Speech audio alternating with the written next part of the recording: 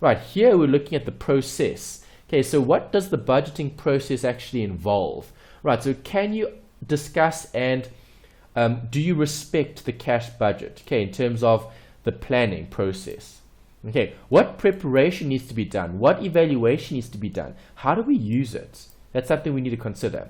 Then we need to know how to compile a budget. Okay, so in all exam pass papers, there is going to be a budget question. The budget question is either going to be short as part of maybe a multiple choice, or longer, and you're going to have to draw up columns and then provide for certain movements in certain expenses and income.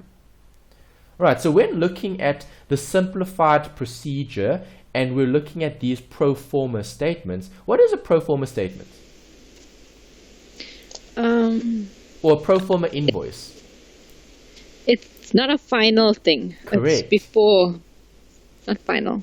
Correct. It's not final yet. It still has to be either maybe Adjusted, calculated, approved, signed off, whatever the case might be, but it's just something to work with, to give information to someone in order to use it for making decisions. Okay, so when working in a budgeting capacity, okay, so if you're budgeting for a specific, let's say, asset, or if you're budgeting for a specific operation, okay, you're going to have to draw up pro forma statements, because pro forma statements give you an indication of performance. Where and how are we going to be spending all the income for that particular firm?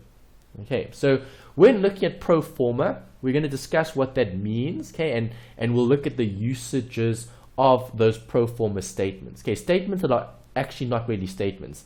There are statements that are, as you said, not finalized, okay, so they're more tools. Okay, so no one actually reports those pro forma statements to the public if we're a public company.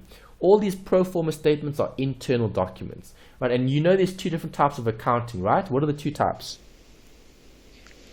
It's management accounting and financial accounting. Correct, yeah. Management accounting is looking at the detailed or the summary?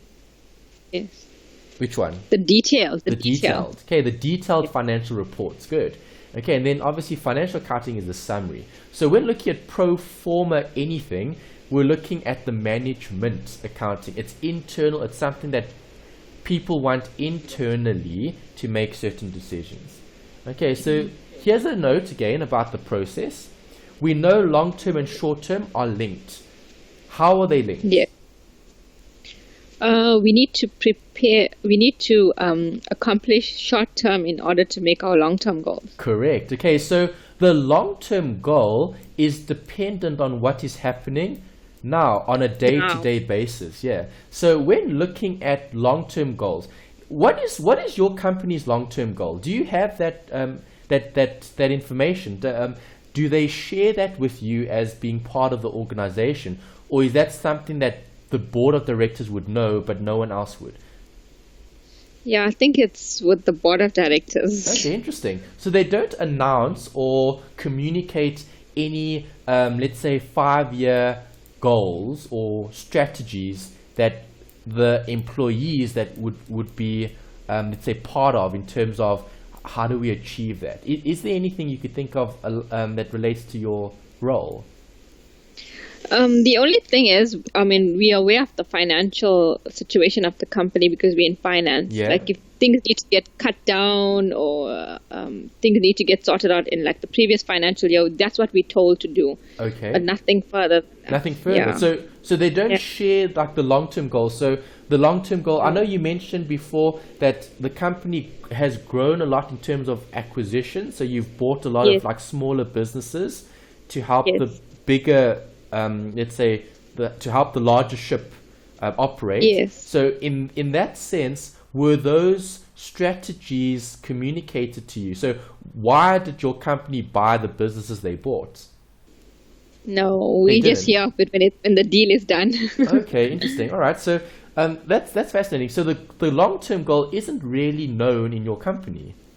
No. Okay, that's a pity. Okay, because normally that long-term goal should be communicated, because the only way to achieve that is by those short-term actions. Okay, so you guys are working in one department, other people are working in other departments, But all of those departments are going to filter and ultimately achieve something over the long term.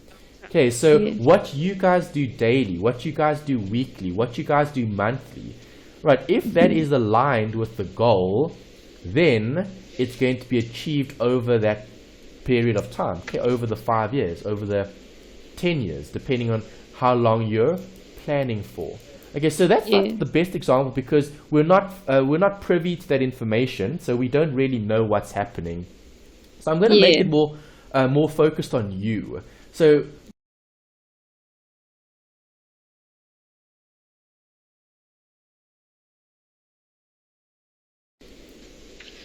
okay, to be a financial manager. Okay, so 5 years, 10 years. 5 years. 5 years. Okay, so if that's the goal, right, to be a financial manager, how are you going to achieve that? Right, no one wakes up one day and then they've got the role of financial manager. It takes time to achieve that goal because that's what we're looking at long term. So what are you doing in terms of operations, okay, short term, that's getting you to that particular place? In other words, what is the action? Okay, my studies. Definitely. I need to complete my degree, yes. Good. And work experience. Good. Okay, and you're probably trying to get more involved in other areas as well, because a financial manager doesn't only look at the debtors. A financial manager would probably run the department, or at least oversight or act as oversight for the department. Yes, true. Yeah, so at the moment, maybe you should try look at other opportunities to broaden your function. So yes, you're dealing with debtors, that's great, and that's what you're currently busy with, but maybe try also look at ways to get involved in other areas. It could be maybe other budgets, so not only budgeting for your department or looking at your department, but maybe being more involved in the broader, let's say, picture. Okay, because if you have that access, or if you have that opportunity to broaden the scope, that's obviously going to help you achieve that goal, maybe even sooner than 5 years, depending, because it's that process that we're looking at. Okay, or maybe familiarizing yourself with more of the different functions. Okay, and those are maybe different things that we could do on a daily, a weekly, and a monthly basis. Yes, exactly. Okay, good. All right, so in order to achieve that, this is what we do. We create a budget. Okay, so the cash planning is the action. Okay, because businesses need cash in order to operate. Okay, so we're talking about action, or the short term.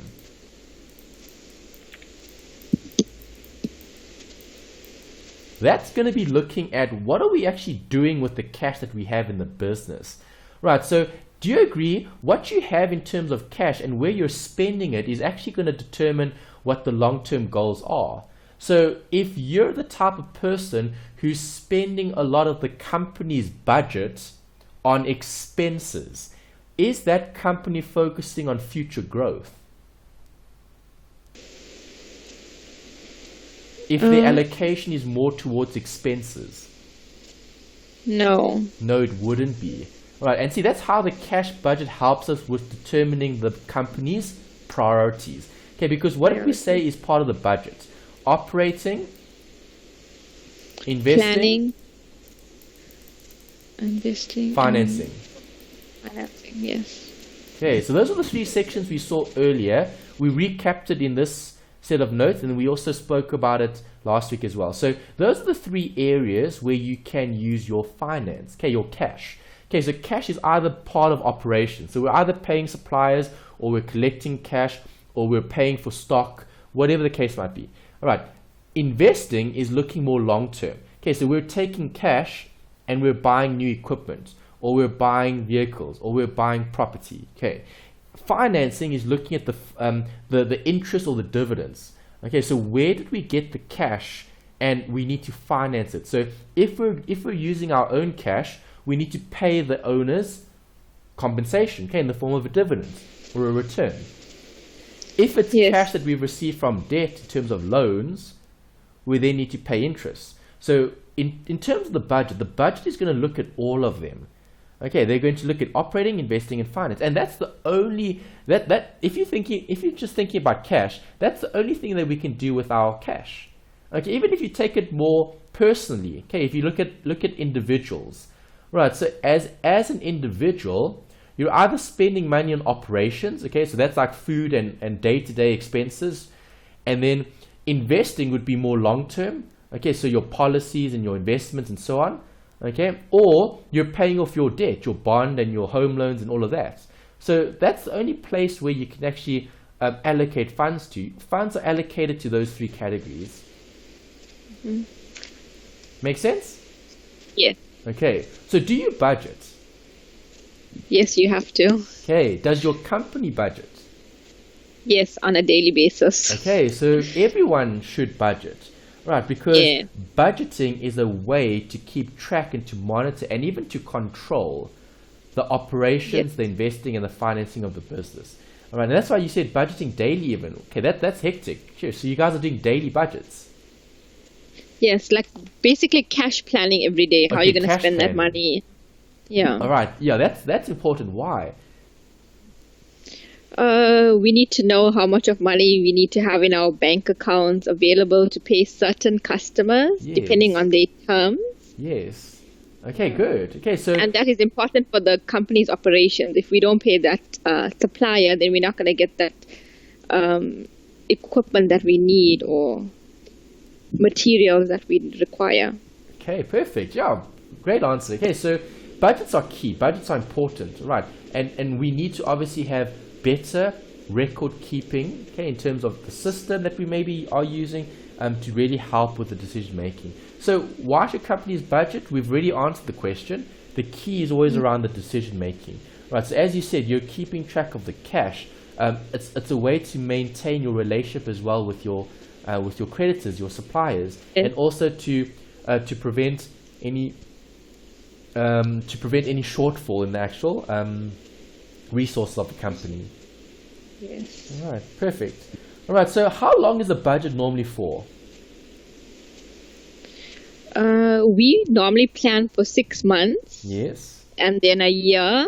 Good. And then the next year. And then it always changes as the 6 months is up. Then you relook at your plan. Correct. Okay, yeah. So budgeting is focusing on inflows and outflows. And you can budget on a very short-term basis, so even day-to-day, week by week, month by month. And the time frames could even be longer. You could even have a 5-year or a 6-year or a 7 or a 10-year budget. Okay, but are budgets accurate? No, it's not. Why not? But it's just an estimation. Yes. Because things can change over time. Correct. Good answer. Okay, so estimate means I've looked at what I have currently. Okay, what's the difference between guessing and estimating? You cannot guess. Estimates look at historical figures. Correct. Good. Or historical dates. Yeah. Yes. Okay, you're right. Okay, an estimate has some form of validity because you've based it on something. You haven't just like thumb-sucked a figure. Yes. Okay, guessing. Well, a guess is, well, I think. This is what I think. An estimate is more, this is what I know, and this is my prediction, or this is my forecast. All right, so as you said, it's based on historical information. But if I'm looking at a budget for 5 years, how accurate do you think that budget would be, even if we base those things on what we know now? Maybe you'd get away in the first 6 months or the year, but after that you'll have to relook at it. Why? Because things change. And if I'm looking at a longer term, are budgets more or less accurate? Longer term, it's less accurate. Correct. Okay, so if I'm looking at a 10-year budget, that budget is going to be pretty inaccurate when the 10 years actually take place, or when the 10 years actually materialize. Yes. Okay, because no one knows exactly what the cost of fuel, let's say, is going to be in 10 years. So if you had to budget for fuel for the next 10 years, it's almost as good as a guess if you think about it. Yeah. All right, and that's why, as you said, focusing on the near term, all right, so 6 months, 12 months, that's more practical because we're looking at what we know now, and it's easy to estimate what's going to happen over the next few days or the next few months rather than over the next few years. Yes. Okay, and with having said that, do you agree a bigger budget can be formed based on smaller budgets? Yes. Okay, and that's what they do in terms of pro forma. So when we look at the word pro forma again just now, we'll be talking about that. How do pro forma statements get created? It's based on the budget. So you'll have a monthly budget. So if I take 12 months, each month is being budgeted for. Obviously, all 12 months are going to roll up into 1 year. So I've actually got a 1 year budget, but I'm only budgeting for each month. So notice I don't budget for every year. I budget for every month, which creates a budget for the year. Yes. All right, and that's looking at internal and external factors. So what are internal factors that would affect forecasting? Employees, the more people you employ, you don't know how many people you'd require during the year. Okay. And do all employees have the same view? No. Definitely not. All right, so how does that affect forecasting? How is that an internal factor that could affect the forecasting?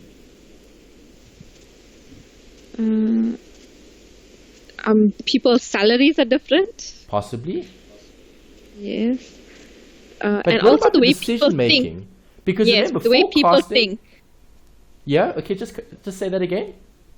The way people think, everyone's different. Yes. I could do a forecast and you could do a forecast on, even given the historical figures, we could do it differently because we think differently. Yes, and people have different views in terms of their risk. All right. So Yes. risk creates a more or less accurate budget.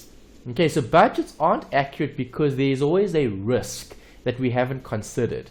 All right, so an internal factor could be, well, as you said, employees don't always get paid the same. Employees might not always work the same. Employees may have different views. All right, so if you're more conservative, you're going to budget more.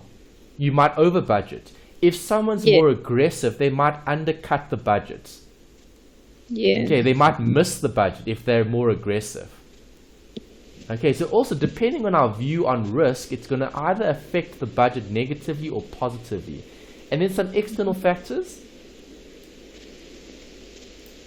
The cost of things. Good. Prices are always rising. Yes. That's inflation. Nice. Okay, so something like inflation is going to affect the forecasting purely based on price. Okay, supply and demand, the public is going to determine that, or the consumer. Okay, the buyers and sellers will determine the value. Okay, so inflation is an external factor that will affect the business.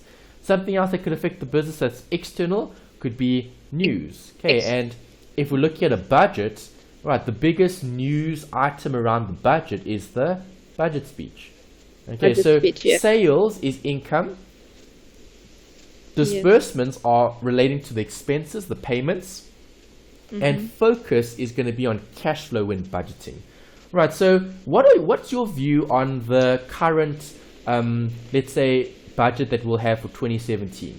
Okay, 2017/2018. Do you think the budget is going to be more positive, negative? What sort of view do you have? So in about 2 weeks' time, when they deliver it, what are your expectations? Do you have a view currently? I'm thinking that taxes are going to increase. Okay. Anything else? And I think in terms of like grants and stuff, I hope that they give like a reasonable raise. Okay. Okay, so you're hoping for more grants and you're hoping for, well, not hoping for, and you're worried about more taxes. Yeah. All right, so if we look at this example here, okay, 2017 budget. The title for this article from Fin24 is looking at the tough economic times require tough decisions. Okay, so is the economic condition in the country an internal or external factor for government? For government, it'll be internal. Economic? Economic, no, external. Yeah, sorry. external, because the economy is external from government, but government needs to be making decisions based on what the economic conditions are. Okay, so Minister Praveen Gordhan is going to be looking at what? balancing what the government requires in terms of spending. Okay, that's their role. Okay, so as government, they're going to be spending on certain projects, allocating funds to certain areas.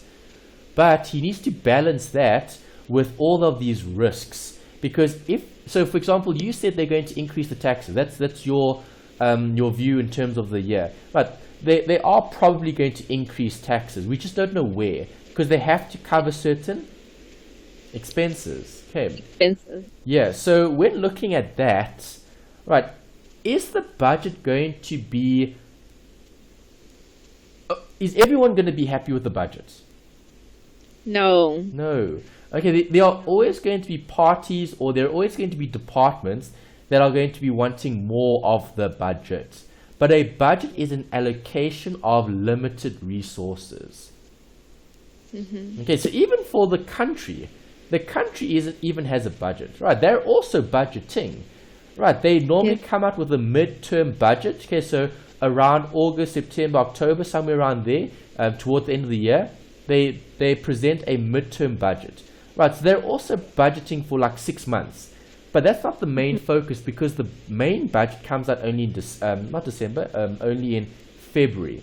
Okay, so what we actually get at the end of Feb is going to be what's set in stone for the next 12 months, and that's why people are looking at it with a lot of anticipation, because it actually tells you what's going to happen going forward. It gives you a view, it gives you an opinion, or it gives you a sign on things that are going to things that are going to come up. Okay, what can be expected? Okay, so if the budget is very conservative, okay, and they do decide to increase taxes, how do you think that's going to affect the economy?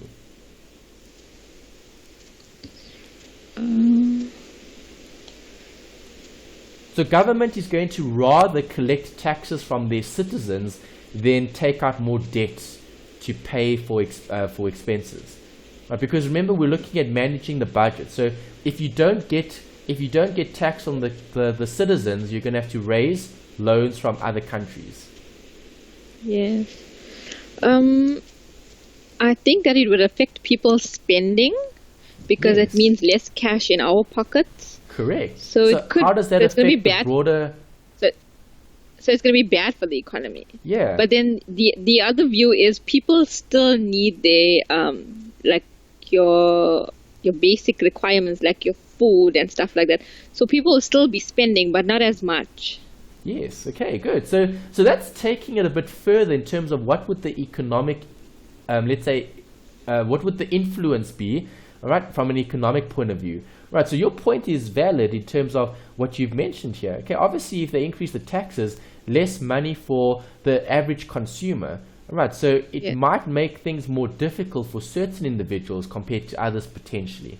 Right. But what they're also talking about is taxing the rich more and giving more benefits to the poor. Yes. Is that a good or a bad thing?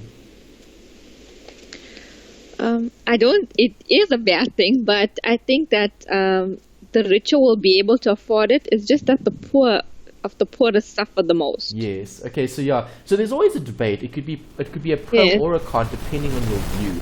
Is your view more directed on uplifting the poor, or is your view more focused on the rich? Yeah, the productivity or the because remember, you need incentive to work.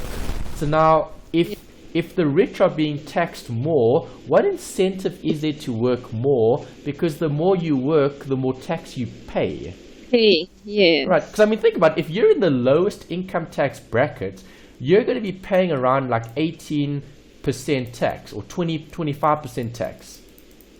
Right, so that means if you're earning R1, okay, 25 cents goes to the government and 75 cents stays in your pocket.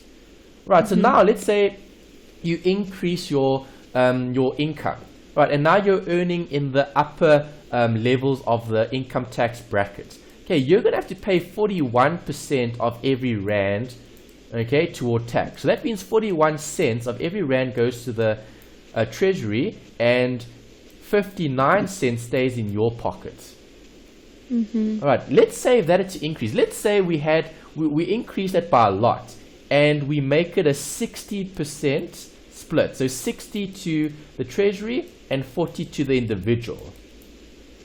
Would you be happy paying that, Melanie? Would you No. be happy earning a rand, and every rand that you earn, 60% goes elsewhere and 40% you keep?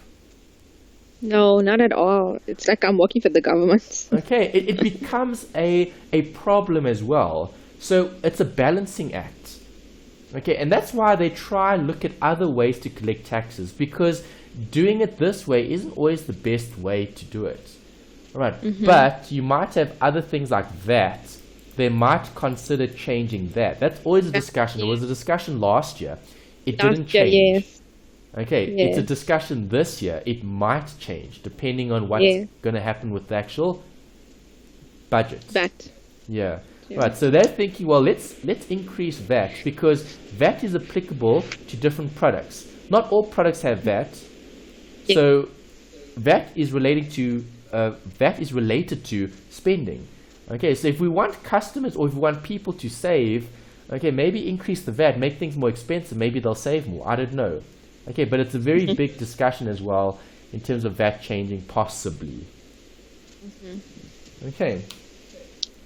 All right. So, from an exam point of view, how are we going to be tested on a budget? Well, there's a few things. You could be asked to make a forecast. If you're making a forecast, what are you doing? You're planning. Yes, you're looking at future periods. Future. Okay, so if I'm focusing on a sales forecast, I could use either company or industry expectations. Okay, normally in the exam, they tell you what the expectations are. Right, they'll tell you that I sell on credit. Okay, I receive 60% now, and then I collect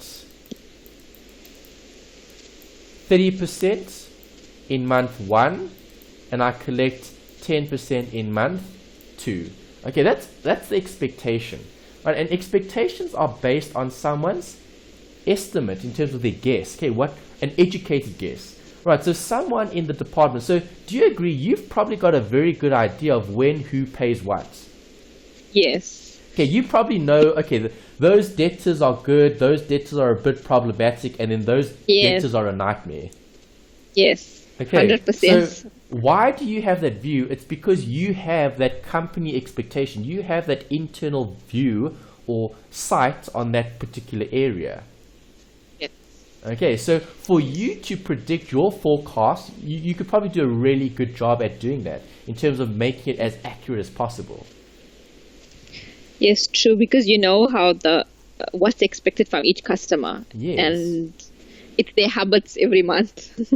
Yeah. All right, so you know who the problematic customers are, and you know who aren't problematic. Yes. Okay, based on your historical information. Okay, based on the relationship that you've built with those debtors. Yes. Okay, good. All right, so when it comes to the accounting treatment of those accounts, is sales an asset? Yes, it is. No. What is sales? Sales is what Sale. type of account? No, it's an income account. Sorry. Yes. Okay. Your debtor account is the Yeah, asset debtors account. debtors is an asset. Good. Okay, so if I'm looking at the cash and I'm looking at the cash flow, what gives rise to the cash flow? The receipt from your debtors or the earning of income? The earning of the income from the debtor. Okay, earning The income the actual receiving of the receipt. Yeah. The actual receiving of the receipt. The yes. actual receipt from the debtor. Okay, so if Yeah. I'm focusing on the cash budget, the cash budget is focusing on the inflows rather than the outflows. Okay, so the inflows rather than the outflows, the inflows come from my debtor. My outflows come Yes. from my expenses. So I'm Yes. looking at the inflows because I'm looking at the sales in terms of what actually gets received in terms of cash, not earned. Okay, because we can make a sale. A sale is easy to make. Just give Yes. someone the The item for collection free is and tell them that they must pay Yes. later. Yes, the Hey, you made a actual sale. collection of the cash is difficult. Yeah, collection of the cash is difficult. Correct. Correct. Okay, and that's why African Bank went bankrupt. I think we used that in the example last week, did we? Yes. We might have mentioned it, yeah. Alright, so African Bank went bankrupt because they couldn't collect, not because they weren't profitable. They were making lots of sales in terms of the furniture side of the business, but the debt collection was problematic. Happy? Yes. Okay. Alright, so let's use an example here. If I give you a sale amount, let's say the sale is 2,500. Okay, that's the sale.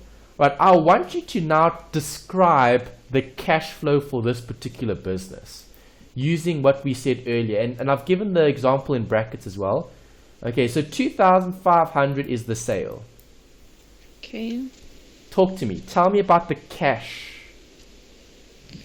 Okay, so we're gonna receive 60% of that, which is 1,500 now.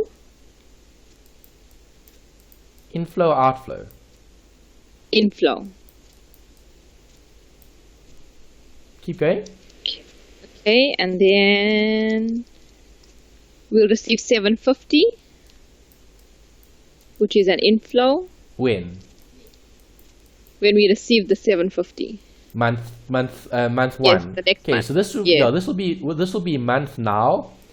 Okay, so month 0. Okay, T0 times 0, T1, and then T2. Yes. Okay, so 30 days later, yeah. So And then? and then we're gonna receive 250.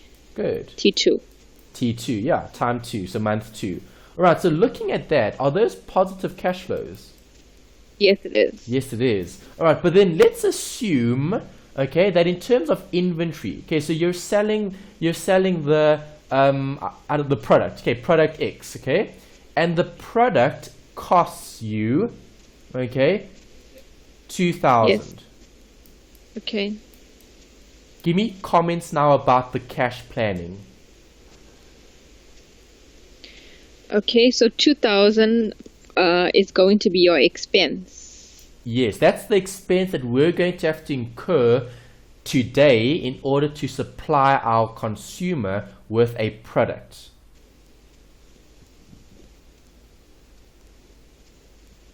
Hello? Yes, I'm here. What Oh, do you okay. think? I thought it got cut off. Oh, no, it didn't cut off. I'm waiting for you to respond. Okay, yes, the 2,000 is your expense which you need to provide for. Good. So what is the cash flow? Good or bad? It's gonna be bad because we don't have enough from month 0. Okay, yes. We don't have so enough. now, perfect. Keep going. Yeah, we don't. Yes, we don't have enough money to pay the 2,000 because we're only collecting 1,500. How much are we short? 500.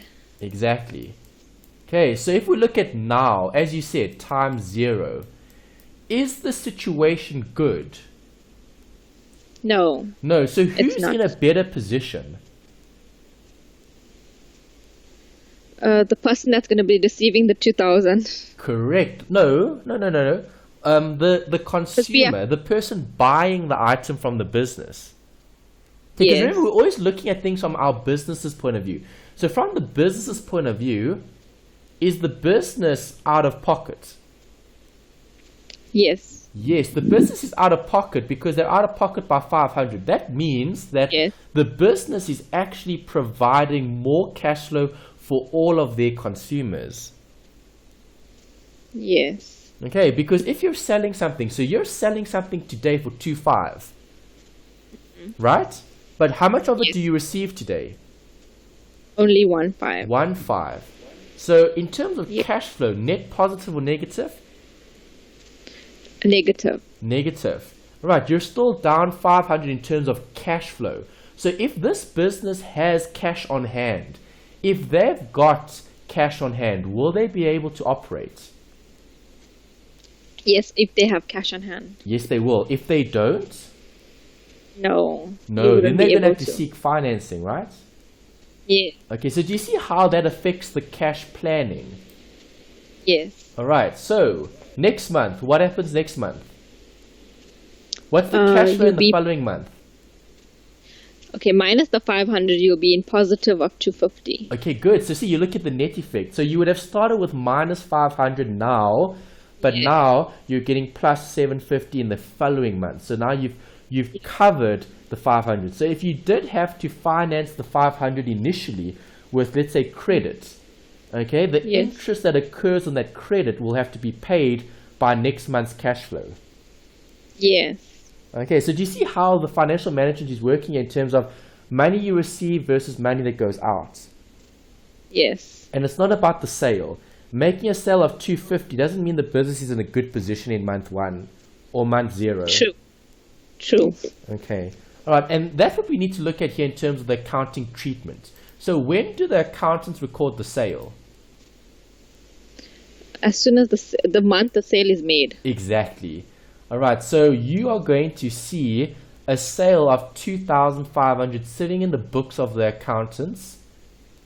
Okay, but in terms of financial management, we're not going to want to see 2,500 on the books of the financial manager, because the financial manager needs Yes. to plan for its cash flow. Cash. Yes. Okay, because they're more concerned about that. They don't care about the 2,500 sale, because that means nothing if they don't have the stock. Okay, how do Actual I cash. buy? How do I buy stock worth 2,000? Okay, I need to get that from somewhere. Yes. Okay, good. All right, so cash flow only arises when cash is received. That's key. Okay, we look at the receipt. We're not worried about the The sale. accrual. Yeah, the sale. Okay, so there may be a lag. If there's a lag, we need to be mindful of that lag. Some companies don't have such a long lag in terms of getting their outstanding debtors. Right, so maybe to keep it practical, how long is the inverted commas lag in your department? Okay. Bulk of our customers are overseas, so it's 60 days. All right, so you would sell something today and they've got 60 days to make payments. Yes. All right, so your terms are actually quite favorable for them. Yes, it is. Okay, very favorable for them actually, if you think about it. All right, 60 days without having to pay. That's brilliant. I mean, I wouldn't mind buying from a company like that. Because think about it, Melanie.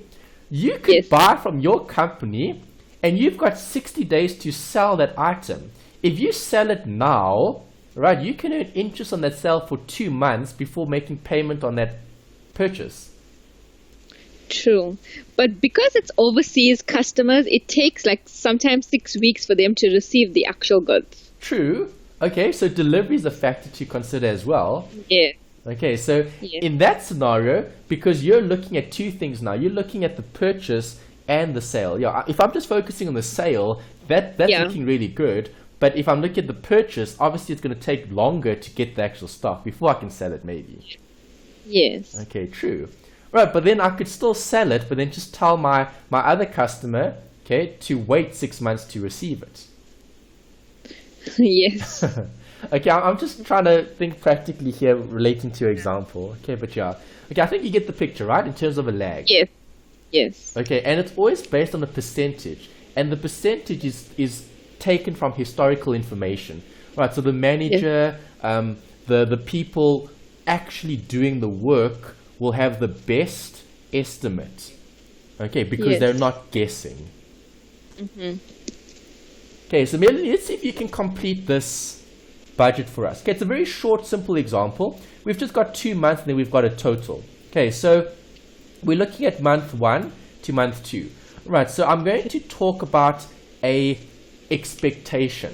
All right, so the expectation is income is expected to increase by plus 10%. Okay? Expenses are expected to increase by 20%. Right, now we need to create this budget based on those expectations. Right, and UNISA will always give you that. Okay, you never ever have to worry about that. They'll tell you exactly what's going to happen. they'll say this account is going to change by this amount. They'll say this account is going to change by that amount. But it'll always be given explicitly in the question because we can't guess. Right, we need to be specific, and that's why they give you those assumptions. Okay. Okay, so can you complete the table for us with those assumptions? Yes. All right, go for it. Give you a few minutes. Okay. Once you've completed it, then we'll check. Okay. Okay. Okay. So, how do I adjust my receipts then? What would my receipts be? Okay, it'll be 1,100. Correct. Okay, so looking at that expectation, you can assume that the income will increase or the receipts will increase. 1,100 is the increase. Okay, so timesing that by 1,1 adds 10%. Okay. Okay. What did you get for the payments? 720. 600 times 20%. Good. Okay, yeah, adding 20% to that, 1,2, right, as a negative. Right, so 1,100 less 720 gives me? 380. Good. Right, so that's the net cash flow. Right, where did this 500 come from? The balance at the end. Correct. The balance at the end of month 1 is the opening balance for month 2. So does this company have anything at the end of month 2? Yes, they have 380. No. I mean, sorry, 880. Yeah. Okay, 880 is the total that they have at the end of the year. Right, well, in terms of cash. Okay, that's just the cash flow. Right, so this is a rolling balance. Okay, Yes. that balance gets updated month by month by month. Okay, if we're looking at totals, we'll be looking at this, 2100. We'd be looking at 1320, right? And we'd be looking at 780 there. Okay, are we going to add these two amounts together? No. No, you can't add beginning with beginning with beginning, and you can't add end with end with end because now you're double accounting for the cash flow. Yes. Okay, you can only look at the totals, right, for the first 3 sections. Okay, so in terms of net cash flow, we can assume that based on these 2 months, the net cash flow for the company is 780, which is positive. Right, so Yep. even though payments have increased by quite a bit, the company is still maintaining a positive net cash flow. Right, so can we use this to forecast for future periods? Yes, we can. Yes, we could. Okay, so I could literally keep going with this assumption, okay, and Yes. keep projecting the income and the expenses forward. Right, and you could actually determine when this business is going to start making a loss or when cash flow is going to be adversely affected. Because do you agree, if income continues to increase at 10%, but expenses are increasing at 20%, is this company going to experience cash flow problem at some point in time? Yes, definitely. Definitely. Okay, because at some point in time, your expenses are going to catch up to your income and you'll actually have negative cash flow. Yes. Right, so in this scenario, if those are the assumptions, okay, this company could actually predict when this company is going to go bankrupt. Possibly. Right, obviously, with that information, can they now make a decision? Yes, they can. Yes, they can. They can say, well, based on 10% and 20%, okay, forecasting this going forward, right, the chances of failing are quite high, and we might have maybe 10 or 20 or 30 months before this actually becomes a reality. Right, and you don't wait till month 10 or 20 or 30 to actually change. You need to do something now that's going to change where the company is going to go. Yes.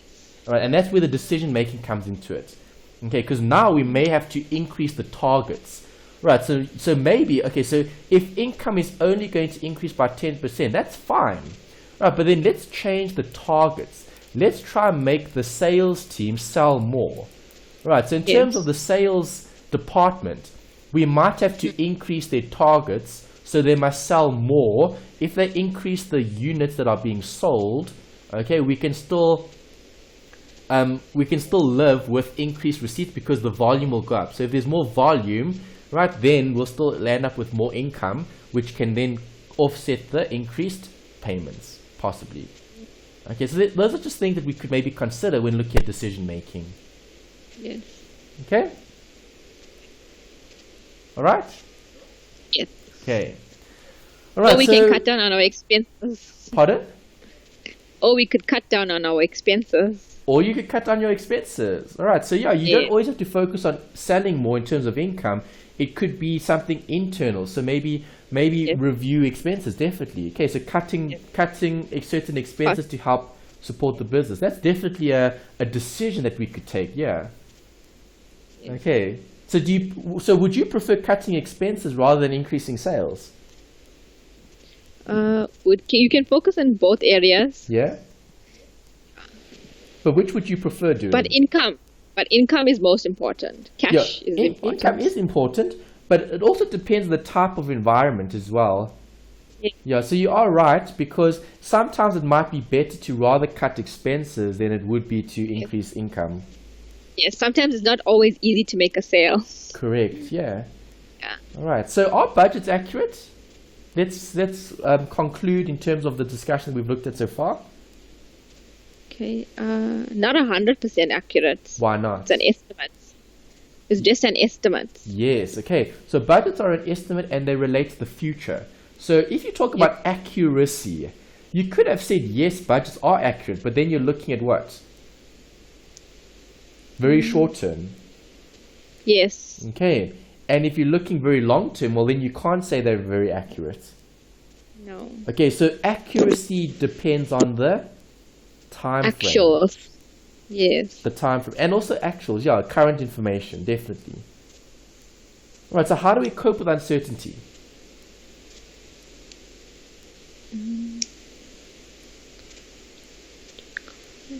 You provide. Correct. You make a provision, you make an allowance. That's right. Yes. Okay, so provision needs to be taken into the budget. Okay, so the budget will actually provide for certain things as well. Okay, so if you expect inflation, okay, to be 6%, are you going to adjust your budget? Yes. Well, you should. If you do, you're going to have a more accurate budget than if you didn't. Yes. All right, and that's a way to cope with that uncertainty. So even if the unforeseen occurs, we've still budgeted for something. Covered, yes. Okay, great. All right, and then we've got scenario analysis where you could look at the best and the worst case scenarios. Right, so plan in terms of the best case scenario and have a plan for the worst case scenario. So if you can live with the worst case scenario, if you're still operating as a business and that's the worst case scenario, well then things can only get better if the budget isn't accurate. Yes. Okay, so do you agree having a budget for the worst case scenario is the best budget to have? Yes. Because things can only get better. Yes, true. Okay. All right, so making certain assumptions are key. And remember, they always say assumption is the mother of all mess-ups, because if we're looking at assumption, what does that do? It creates a lot of uncertainty. Yeah, it's the view or it's the perspective that you have. Yes. Okay. All right, so do you agree view and perspective actually changes the budget? Yes. All right, so simple example. We actually spoke a bit about it when we looked at investments yesterday. I'm going to mention something that we mentioned there, fear and greed.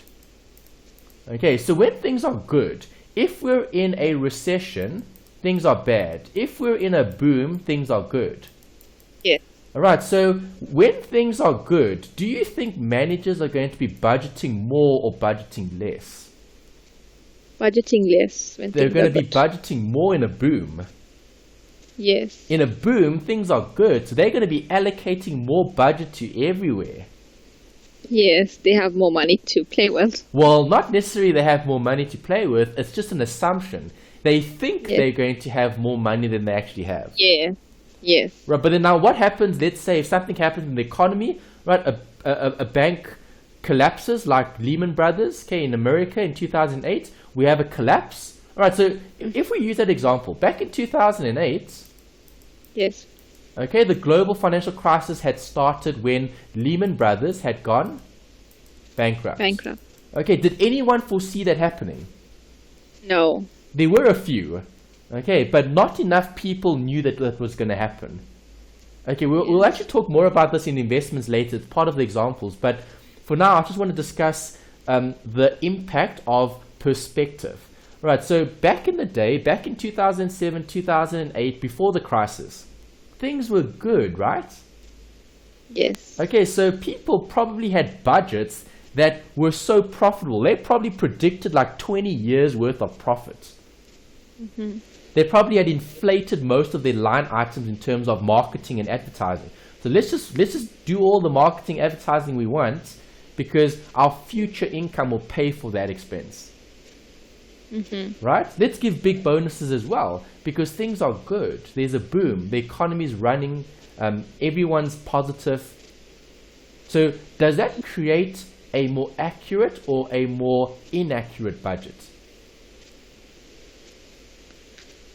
Mm-hmm. What do you think?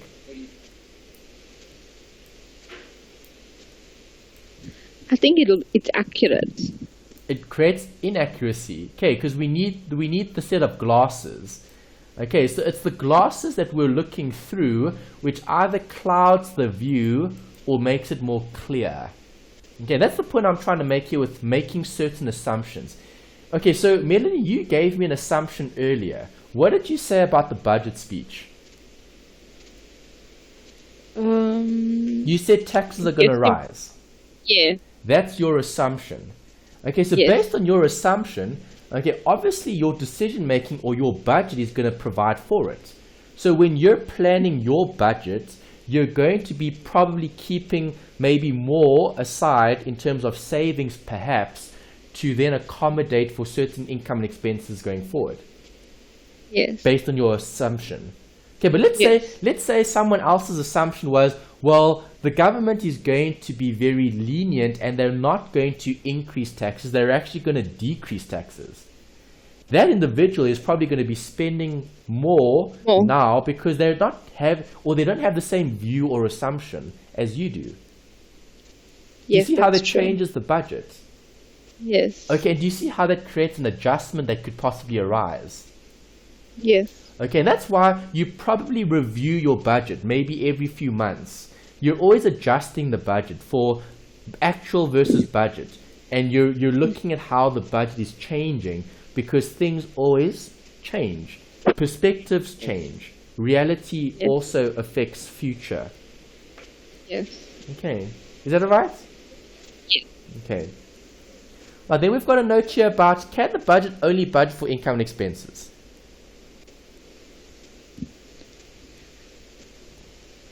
No, we can budget for unexpected things. Okay, you can budget for unexpected things. And can we include other accounts? Can I budget for my assets and my liabilities? Yes, we may want to buy something in future, so we can budget for that as well. Correct. Can I budget for capital and liabilities? Not liabilities, capital and drawings. Yes, you can. Yes, you can. Okay, you can literally budget for anything. Anything, Okay. yes. All right. Budgets can be very, very detailed, or they can be very summarized, depending on the company's strategy. Okay, so, I mean, you could literally have a budget for anything that you could measure reliably. All right, so how can we include budgeting in forecasting? Budgeting is, what did we say? The process of creating something that's going to help us with predicting what's going to happen in the future. Right? Yes, yes. Okay, so if I'm focusing on budgeting as a tool when forecasting, do you agree the budget can help us create other financial statements? So if you're just budgeting for your expenses and your income, would that help you to further budget for your assets and liabilities? Or your capital and drawings? Yes. Yes, it would. Okay, because your day-to-day income and expenses would filter through to the budget. Yes. Okay, and most accounting packages and software normally does this for you. So normally you don't really have to consider the effects. So for example, if I increase income, what is going to happen to owner's equity? And if owner equity changes, what's going to happen to my assets? What's going to happen to my liabilities? That's just too much detail. Right. For the accounting package or software, it provides us with a view as a pro forma financial statement. So a pro forma statement is going to look at broader assumptions. We might have assumptions that are going to be set in stone, inverted commas. Okay, things that we're not going to change. So that's the broader assumption. Okay, it could be a more complicated model. Right, so you might have a massive Excel spreadsheet where you've built in everything possible, right, to generate a set of financial statements which you believe are going to be so accurate. Okay, so the point I'm trying to make here is, with more time and with more effort, if your budget is more accurate, does that help you to actually predict the future? Yes. It can possibly. Right, Yes. that's the whole debate about, does history repeat itself? Well, history has a funny way of repeating itself. Repeating itself. Okay, and if I then view history and analyze and study it, can it help with predicting future events? Yes. Yes, it can. Right, and that's why businesses place so much emphasis on their budgets, because you can actually predict the future by looking at a specific budget. Right, so if you look at a budget, you can actually forecast the goal that the company is trying to achieve. Right, so if you give someone a budget for a company, if you just look at that budget, you can pinpoint exactly what the company values. Right, so if I look at a budget and the budget is focusing on, let's say, improvements. Okay, so the budget is focusing on improving technology. Okay, so investing in more computer systems, upgrading computer systems, getting new equipment, getting new machinery, etc., etc. But if that's the focus on the budget, what's the forecast going to be in the future in terms of performance?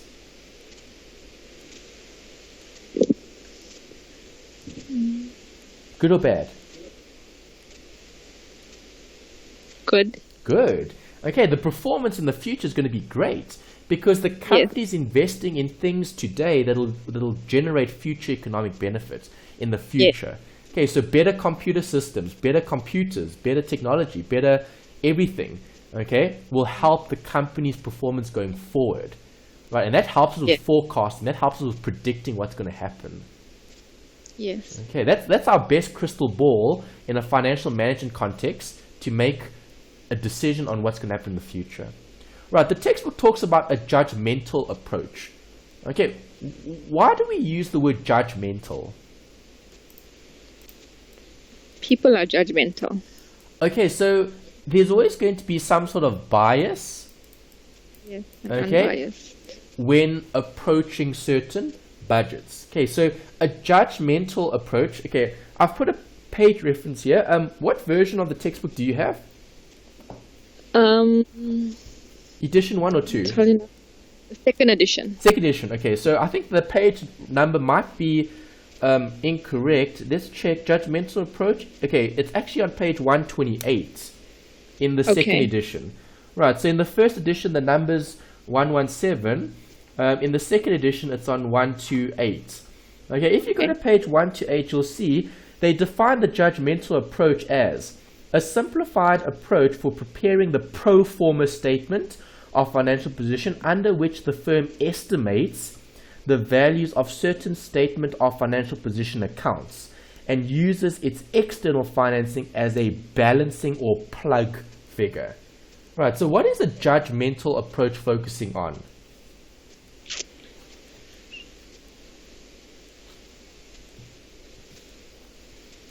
On estimates. Okay, estimate is a key word there. And what did they say they're going to do? They're going to plug. They're going to plug something, a plug figure. What is a plug figure? It's the first time I heard that word. Okay. About that statement. Let me see. A plug figure. They refer to it as a plug figure, or what is the other word? A balancing figure. Balancing figure, yes. Okay. That's the vocabulary they use in the textbook to refer to this concept. Okay, judgmental approach. They use a balancing figure or a plug figure. We're plugging that hole. Okay. So in the budget, what is a plug figure or a balancing figure? Think about your accounting equation. It's to close off an account. Your Basically. Yes, your debit must equal to your credit. Exactly that, yeah. So in terms of the judgmental approach, we're saying that, well, do you agree budgets aren't always accurate? Yes. Some things we can predict, some things we can't. Okay, so the things that we can predict will provide for those in the budget. And the things that we can't, will leave room for them because we can balance those accounts off to get those figures. So we can, so basically predict what you have prediction, or let's say predict what you have certainty over, or predict what you have some form of, let's say, accuracy. Okay, so predict the things you can predict, and then don't worry about the things you can't, because those things will be, inverted commas, balanced off. Okay.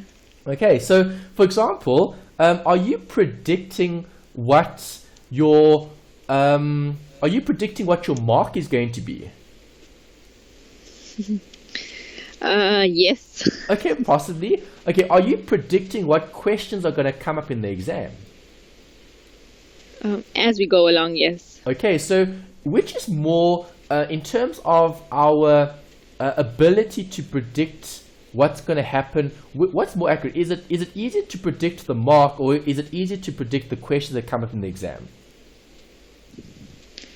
If we have historical data, it's easy to predict which questions would come out or which sections would get tested on. Exactly. Okay, it's easier from an exam point of view to predict what will be tested rather than predicting what mark we're going to get. Because, I mean, predicting what mark you're going to get, there's too many variables that we can't measure. I mean, you might not be feeling well on the exam day. Okay, maybe you're just having a bad exam day, right? Or maybe the examiner really throws a curveball and they give you this mean question that you weren't expecting. All right, so predicting the actual mark there isn't a lot of reliability there. But predicting the section that could come up, there is a lot of certainty, or there's more, let's say, clarity around that. Because if we know exactly which sections are going to come up and we prepare for those sections, then we've plugged it in terms of, it doesn't matter what the mark is, it will balance itself off as long as we've covered all the sections that we needed to, in other words. Yeah. Okay, that's just one example I'm just thinking about now in terms of trying to relate it to what you expect. Okay, so the judgmental approach is looking at finding something unknown from the things that we do know. Okay. Yeah. All right, Melanie, and that's it for this particular module. Okay, we've covered the budgeting. Okay, that's the big section in this particular study unit. Remember that we need to be familiar with the lag, okay, and the adjustments for certain line items in the actual budget. Okay, you're going to see quite a few questions like that coming up, where you're going to have to take amounts and you're going to have to adjust the amounts, manipulate the formula, and find a final answer, right? And you'll see it can be quite basic, it can be quite difficult depending on what sort of budget they give you. If it's a long question, then it's normally quite